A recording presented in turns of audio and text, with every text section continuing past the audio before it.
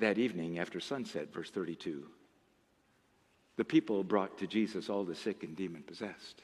So they've had some dinner together. My guess is they're now sitting around having some Mideastern tea in the evening. They hear a little commotion outside, but it doesn't bother them. It's kind of a busy town and people are out.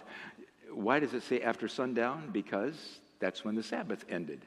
You know that in the Jewish day calendar, the days begin sundown and they go to sundown. So the Sabbath goes from Friday sundown to Saturday sundown. The Sabbath is over, it's time to get to work, and word had obviously spread through the town of how Jesus had gone nose to nose with an evil spirit in the synagogue and defeated him. So the word is out. The healer is here. A knock comes at the door, I presume, and I imagine it was maybe Andrew who runs to the door and opens up, and he looks out in the courtyard. He hears all these people, and he goes back in. Jesus, you're not going to believe it. I realize we've had a long day, and it's evening, and you're thinking maybe about bed soon, but the whole front yard is full of people.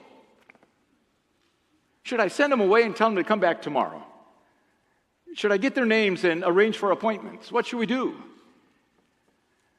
Opportunity in need. It was time for these fellas to recognize and learn the lesson that needs bring people to Jesus. Have you noticed that?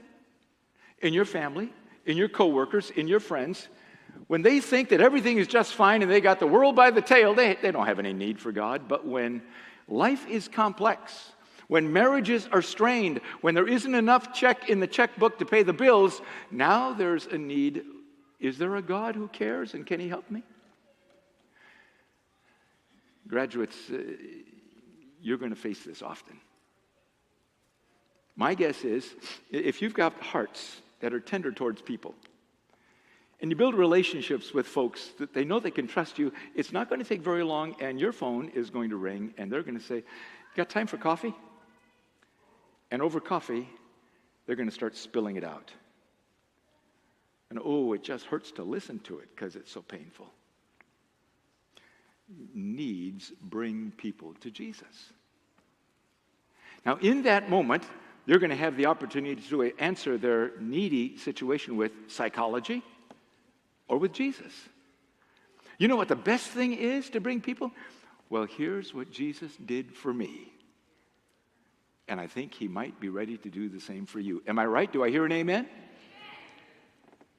Needs bring people to Jesus. It puts people in a place where, God, I need your help.